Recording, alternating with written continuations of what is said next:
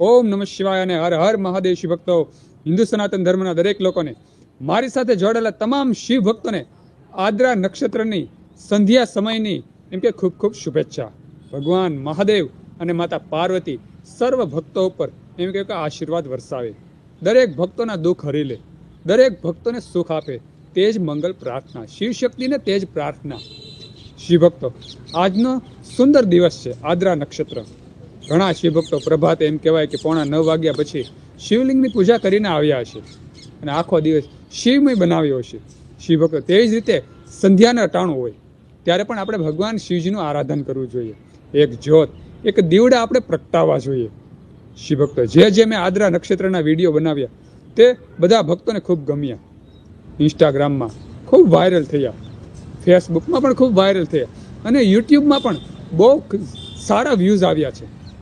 એટલે શિવ ભક્તો, હું દિલથી બધા ભક્તોનો ખૂબ આભાર માનું છું કે મારા જે વિડીયો છે તે બધા પસંદ કરે છે. અને આમાં જોકે મારી પણ થોડી ઘણી મહેનત છે અને જ્યારે હું આ રીડિંગ કરીને બનાવું છું તે સુંદર શેડ્યુલ બનાવું છું. પહેલાં રીડિંગ કરી લઉં છું અને ત્યાર પછી જે પણ આપણા ભગવાન મહાદેવલક્ષી તહેવારો આવતા હોય તેના જ વિડીયો બનાવવાની હું કોશિશ કરું છું. તો શિવ ભક્તો, તમે બધા લોકોએ એમ કહેવાય કે આ જે વિડીયો પસંદ કર્યા છે તે બધા ભક્તોનો ખૂબ ખૂબ આભાર. જે લોકોએ મારા વિડીયોને એમ કહેવાય કે લાઇક કરી છે, કોમેન્ટ કરી છે, કોમેન્ટમાં હર હર મહાદેવ હર લખ્યું છે અને વિડીયો બીજા સગાવાલાને શેર કર્યો છે, તેનો પણ બધા ભક્તોનો ખૂબ ખૂબ આભાર.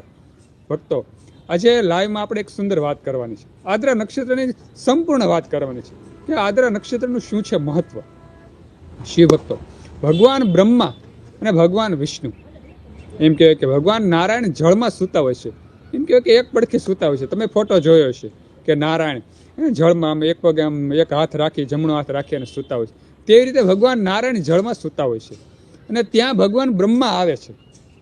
વાત સાંભળજો, ત્યાં ભગવાન બ્રહ્મા આવે છે અને નારાયણને કહે છે કે અભિમાની પેટે તમે સૂતેલા કોણ છો?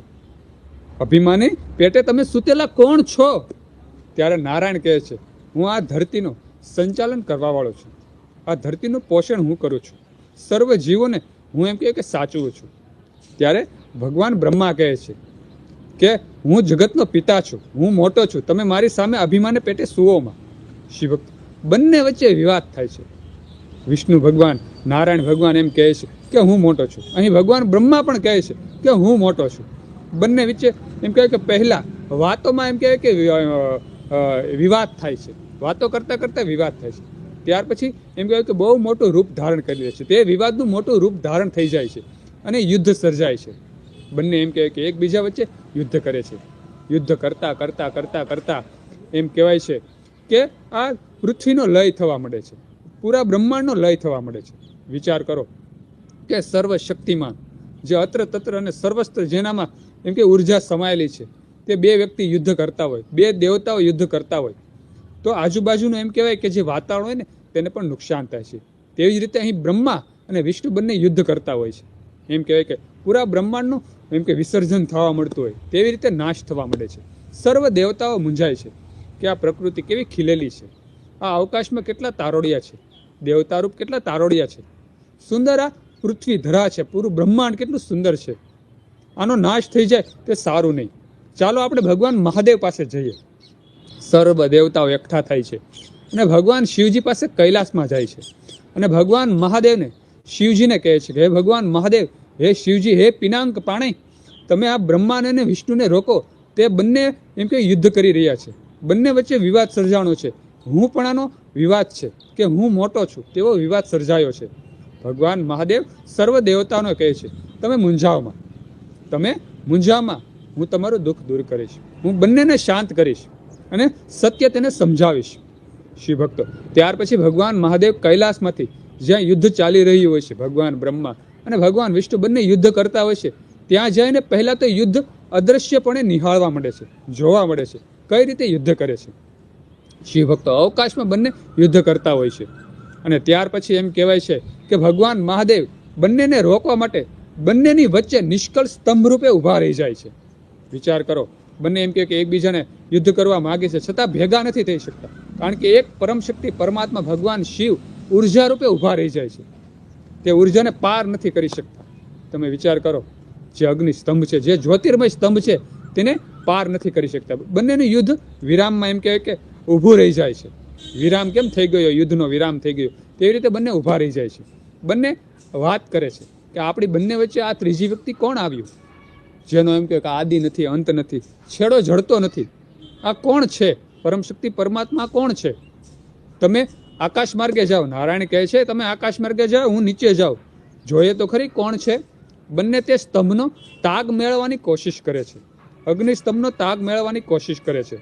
એમ કહેવાય છે નારાયણ પાતાળ લોકમાં જાય છે પણ તેને તેનો તાગ મળતો નથી. બ્રહ્મા આકાશ માર્ગે જાય છે અને એમ કહેવાય છે આકાશ માર્ગે જતા હોય છે ત્યાં ભગવાન મહાદેવ એક લીલા કરે છે. કેતકીનો પુષ્પને ખેરે છે. કેતકીનું પુષ્પ ખરતું ખરતું ખરતું ખરતું ભગવાન બ્રહ્માને ભેગું થાય છે.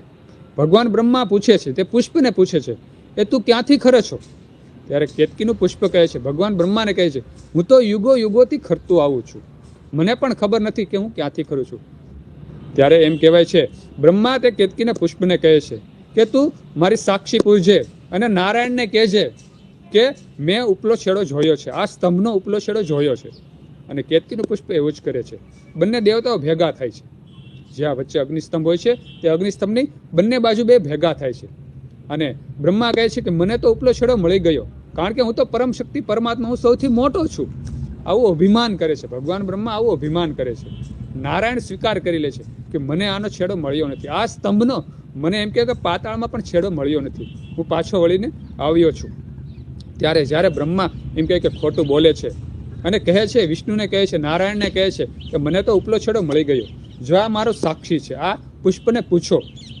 ત્યારે પુષ્પ પણ કહે છે કે હા, મેં ઉપરનો છેડો જોયો છે, આ જે સ્તંભ છે, આ જ્યોતિર્મય સ્તંભ છે, મેં તેનો ઉપલો છેડો જોયો છે. શિવ ભક્તો, અહીં બ્રહ્મા જૂઠું બોલે છે અને જેવું જૂઠું બોલે છે ને ત્યારે જ ભગવાન મહાદેવ જે અગ્નિ સ્તંભ છે, જે જ્યોતિર્મય સ્તંભ છે, તે નિરાકાર છે, તેમાંથી સાકાર થાય છે. ભગવાન મહાદેવ તેમાંથી પ્રગટ થાય છે. અને શિવ ભક્તો એમ કહેવાય કે જેવા પ્રગટ થાય છે ને તેથી ગર્વથી ખંડન કર, જે આ બ્રહ્મા ગર્વથી જે એનું મસ્તિષ્ક તે જૂઠું બોલ્યું હતું તેનો ધ્વંસ કરી નાખે છે, તેનો નાશ કરી નાખે છે, તે કાપી નાખે છે. ભગવાન બ્રહ્માને 5 મુખ હતા, પછી ભગવાન મહાદેવ એમ કે બ્રહ્માનું એક મસ્તક છેદન કરી નાખે છે. હવે બ્રહ્માજીને મસ્તક ફક્ત 4 જ રહે છે. વિચાર કરો, ભગવાન મહાદેવ તરત તેને દંડિત કરે છે અને બંને દેવતાને સમજાવે છે કે તમે બંને મારી ઉર્જા છો, એક એમ કહે કે જમણા હાથ સ્વરૂપ અને એક ડાબા હાથ સ્વરૂપ છું. તમારા બંનેમાંથી કોઈ નાનું નથી, કોઈ મોટું નથી, તમારા બંનેમાં હું સર્વશક્તિમાન, હું પરમ પોતે શિવ છું. શિવ ભક્તો બંને દેવતાને સમજાઈ જાય છે, તેને સાચું જ્ઞાન આપે છે. ભગવાન મહાદેવ, ભગવાન શિવજી બંનેને સાચું જ્ઞાન આપે છે, તત્વ જ્ઞાન આપે છે. જે એમ કહે કે કઈ રીતે સૃષ્ટિનું પોષણ કરવું, કઈ રીતે એમ કહે સર્વ જીવોને સાચવવા. બ્રહ્માને કહે છે કે તમારે કઈ રીતે જીવોની ઉત્પત્તિ કરવી. પૂરું ધર્મમાં એમ કહેવાય કે આખું તેને પુરાણો સમજાવી દે છે. ભગવાન મહાદેવ ઘણું ઘણું સમજાવે છે. અને જે આદ્રા નક્ષત્ર હોય છે ત્યારે એમ કહેવાય કે ભગવાન મહાદેવને તે સમજાવવાની શરૂઆત કરે છે. ભગવાન મહાદેવ બંને દેવતાને સમજાવવાની શરૂઆત કરે છે. શિવ ભક્તો બંને દેવતાઓ સમજે છે અને ભગવાન મહાદેવનું અલગ અલગ નૈવેદ્યોથી એમ કહેવાય કે શિવજીનું પૂજન કરે છે. તેને સમજાઈ જાય છે કે પરમ શક્તિ પરમાત્મા તો શિવ છે, આપણી બંનેથી મોટા તો આ શિવ પ્રગટ થઈ ગયા. ભગવાન મહાદેવ પણ તેને સમજાવે છે કે હું પરમ શક્તિ પરમાત્મા છું, આદિ મારો આદિ પણ નથી, મારો અંત પણ નથી. બંને દેવતાઓ તેનું પૂજન કરે છે. ભગવાન મહાદેવ બંનેને એમ કે શિષ્ય રૂપે જ્ઞાન પીરસે છે. અને બંને દેવતાઓ બ્રહ્મા અને વિષ્ણુ ભગવાન મહાદેવને ગુરુપદે બેસાડી અને પોતાના આત્મા એમ કહેવાય કે ગુરુ દક્ષિણામાં અર્પણ કરે છે. આવું સુંદર શિવ મહાપુરાણમાં કહેલું છે. ભગવાન બ્રહ્મા અને ભગવાન વિષ્ણુ એમ કે ગુરુજીને, ભગવાન મહાદેવને ગુરુપદે રાખી અને પોતાના આત્મા સમર્પણ કરી દે છે. વિચાર કરો કેવું સુંદર શિવ મહાપુરાણમાં આવો ઉલ્લેખ છે. ત્યાર પછી એમ કહેવાય છે ભગવાન મહાદેવ ઘણું બધું બ્રહ્મા અને વિષ્ણુને સમજાવે છે. અને ભગવાન મહાદેવ એમ પણ કહે છે કે આ જે મારું જ્યોતિર્મય સ્તંભ છે તે ધીમે ધીમે ધીમે ધીમે લિંગમાં પરિવર્તિત થઈ જશે અને તે સ્થાનનું નામ પડશે, સુંદર એવું કહ્યું છે, લિંગ સ્થાન નામ પડશે અને તે સ્થાન અરુણાચલ પ્રદેશમાં આવશે. શિવભક્ત આવું ભગવાન મહાદેવ બ્રહ્મા અને વિષ્ણુને કહે છે. વિચાર કરો, શિવ મહાપુરાણમાં સુંદર ઉલ્લેખ છે કે લિંગના લિંગ સ્થાન નામે પ્રસિદ્ધ થશે. આ જે ક્ષેત્ર છે જ્યાં હું એમ કહેવાય કે જ્યોતિર્મય સ્તંભ રૂપે પ્રગટ થયો હતો તે સ્થાન લિંગ સ્થાન નામે પ્રસિદ્ધ થશે. અને તે સ્થાન અરુણાચલ પ્રદેશમાં આવશે. શિવ ભક્તો આવું સુંદર વેદ વ્યાસ રચિત જે શિવ મહાપુરાણ છે તેમાં સુંદર આનો ઉલ્લેખ છે. શિવ ભક્તો જ્યારે પણ આપણને જીવનમાં મોકો મળે ને ત્યારે આપણે અરુણાચલ પ્રદેશમાં જતું રહેવું અને ત્યાં લિંગ સ્થાન નામે એક સુંદર એમ કહેવાય કે સ્થાન છે, જગ્યા છે, ભગવાન મહાદેવનું શિવાલય છે. ત્યાં જઈને આપણે ભગવાન મહાદેવના દર્શન કરવા, કારણ કે ભગવાન મહાદેવ ત્યાં જ નિષ્કળ સ્તંભ રૂપે પ્રગટ થયા હતા. આવું સુંદર શાસ્ત્રમાં વર્ણન છે. એટલે જીવનમાં જ્યારે પણ મોકો મળે ત્યારે કોઈ પણ ભગવાન મહાદેવનું સ્થાન હોય, શિવાલય હોય, ત્યાં આપણે દર્શન કરી લેવા. અને ખાસ કરીને જે આવા જેમ કે પૌરાણિક એમ કહેવાય છે શાસ્ત્રોમાં જેનો ઉલ્લેખ છે તેવા સ્થાનોનો તો આપણે ખાસ કરી અને દર્શન કરવા જોઈએ. પૌરાણિક હોય છે તેના તો આપણે ખાસ દર્શન કરવા જોઈએ. અને ભગવાન મહાદેવ બંને દેવતાને તેમ પણ કહે છે કે સંપૂર્ણપણે હું લિંગ રૂપે થઈ જઈશ. જ્યારે હું આ સ્તંભમાંથી સંપૂર્ણપણે લિંગ રૂપે થઈ જાય તે જે દિવસ હશે તે સુંદર પાવન દિવસ ગણાશે. તે મહાશિવરાત્રિના નામે પ્રસિદ્ધ થશે. શિવ ભક્તો એટલા માટે આપણે મહાશિવરાત્રિના દિવસે શિવલિંગનું પૂજન કરીએ છીએ. અને શિવ ભક્તો ભગવાન મહાદેવ તેમ પણ કહે છે કે જે કોઈ માનવ, જે કોઈ જીવ મહાશિવરાત્રિના દિવસે એમ કે મારા લિંગનું પૂજન કરશે ને તેના વર્ષભરના પાપોની શુદ્ધિ થઈ જશે. અને પહેલા હું જ્યારે એમ કહેવાય કે તમારી બંનેની વચ્ચે જ્યોતિર્મય સ્તંભ રૂપે પ્રગટ થયો હતો ને તે એમ કહેવાય કે આદ્રા નક્ષત્ર હતો, માક્ષર મહિનો હતો અને આદ્રા નક્ષત્ર હતું. તે દિવસે જે કોઈ માનવ શિવલિંગની પૂજા કરશે તેમ કહેવાય કે કાર્તિકેય કરતાં પણ મને અધિક પ્રિય થઈ જશે. આવું પણ ભગવાન મહાદેવ બ્રહ્મા અને વિષ્ણુને કહે છે. અને તેનું એટલું બધું પુણ્ય પ્રાપ્ત થશે જેનું વાણી દ્વારા પણ વર્ણન ન થઈ શકે. શિવભક્ત આવું સુંદર બ્રહ્મા અને વિષ્ણુને ભગવાન મહાદેવ કહે છે. સુંદર આવું શિવ મહાપુરાણમાં ઉલ્લેખ છે. હું જ્યારે નવરાશની પળો ત્યારે શિવ મહાપુરાણ વાંચતો હોઉં છું અને આદ્રા નક્ષત્રનું સુંદર આવું વર્ણન મેં વાંચેલું છે. શિવ ભક્તો સુંદર આ વર્ણન, શિવ મહાપુરાણનું વર્ણન જો તમને સાંભળવું ગમ્યું હોય તો તમે પણ શિવલિંગના, જો સવારે આપણે એમ કે પૂજા ન કરી હોય તો સંધ્યાનું ટાણું હોય ત્યારે ઘરમાં એક જ્યોત, એક દીવડા પ્રગટાવી દેજો. ભગવાન મહાદેવનું નામ સ્મરણ કરી લેજો. લિંગની ઝાંખી કરી લેજો. શિવલિંગ હોય તો દર્શન કરી લેવા. જ્યાં આપણા ઘરમાં શિવલિંગ તો પણ ચાલે. એક દીવો કરી સંધ્યાનું ટાણું અત્યારે જ છે, અત્યારે મારો લાઈવ વિડીયો પૂર્ણ થાય એટલે તરત જ એમ કહે કે એક જ્યોત, એક દીપડો એમ કે દીવો ભગવાન મહાદેવની સમક્ષ પ્રગટ કરવો અને ભગવાન મહાદેવનું નામ સ્મરણ કરી લેવું. હે ભગવાન મહાદેવ, જેવી રીતે તમે ભગવાન બ્રહ્મા અને વિષ્ણુને ફળ્યા તેવા અમને ફળજો.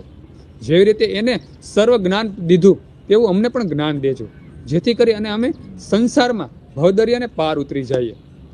નિત્ય ભગવાન મહાદેવ અમને ભક્તિ દેજો. હૃદયમાં સદાય તમે બિરાજમાન રહેજો. જ્યારે પણ દુઃખ આવે ત્યારે એમ કહે કે ભગવાન મહાદેવ અમારા દરેક દુઃખ હરી લેજો. સદાય અમારા સુખમાં એમ કહેવાય કે વધારો કરજો. અમારા કુટુંબ પરિવારને સુખી રાખજો. શિવ ભક્તો જે લોકો ભગવાન મહાદેવને પ્રાર્થના કરે છે ને તેનો 100% એમ કહેવાય કે ભગવાન મહાદેવ કલ્યાણ કરે જ છે. આદિ અનાદિ ભગવાન મહાદેવની માયા અનંત છે. એટલે તો ભગવાન મહાદેવને આદિ અનાદિ અને અનંત કીધા છે. એટલે ખાસ આજે આદ્રા નક્ષત્રનો સુંદર પાવન દિવસ છે. તો આજનો દિવસ એમ કહેવાય કે એમને એળે ન જવા દેતા સવારે જે પૂજા કર્યા હોય તો ખૂબ સારું જ કહેવાય. અત્યારે પણ સંધ્યા સમયે શિવશક્તિનું સ્મરણ કરી લેજો. ઓમ નમઃ શિવાયના જાપ કરજો. હર હર મહાદેવના નાદ ગુંજાવજો. અને રાત્રે સૂતા પહેલા પણ એમ કહેવાય કે શિવશક્તિનું સ્મરણ કરજો અને દ્વાદશ જ્યોતિર્લિંગના નામ બોલજો. શ્રી સૌરાષ્ટ્ર સોમનાથ શિશેલે મલ્લિકાર્જુનમ પૂજનીય મહાકાલા ઓમકારમ અમલેશ્વરમ પરલ્યા બેજનાથમ ચ રાંકીને ભીમશંકરમ સેતુબંધૈતુ રામેશમ નાગેશમ દ્વારકાવને વારાણસ્યા તો વિશ્વેશ્વમ ત્રંબકમ ગોમતી તટે હિમાલય તો કેદારમ દુષ્મેશ શિવાલય. શિવ ભક્તો ફક્ત 1 થી 1.5 મિનિટ જ થાય છે. જ્યારે તમે દ્વાદશ જ્યોતિર્લિંગનું નામ બોલો છો ને ફક્ત 1-1.5 મિનિટ થાય છે.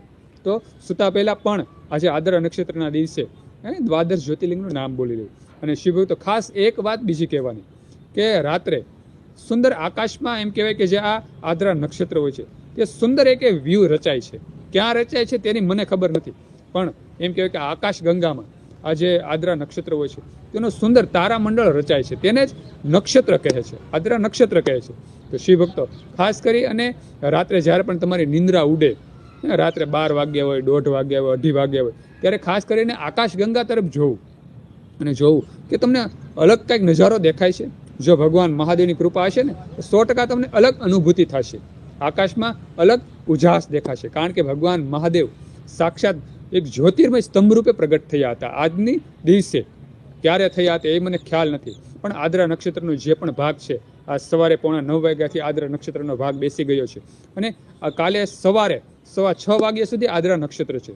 તો તે સમયગાળામાં ગમે ત્યારે ભગવાન મહાદેવ નિષ્કળ સ્તંભ રૂપે એમ કહે કે આ જ સમયગાળામાં પ્રગટ થયા હતા. બ્રહ્મા અને વિષ્ણુની સન્મુખ જ્યોતિર્મય સ્તંભ રૂપે પ્રગટ થયા હતા. તો આ નજારો જો કદાચ આપણા ભાગ્યમાં હોય તો દેખાઈ જાય. તો ખાસ કરીને આકાશ ગંગાના દર્શન કરજો. રાત્રે ઉઠીને 1-2 વખત ઉઠવું અને આકાશ તરફ મીટ માંડીને જોવું.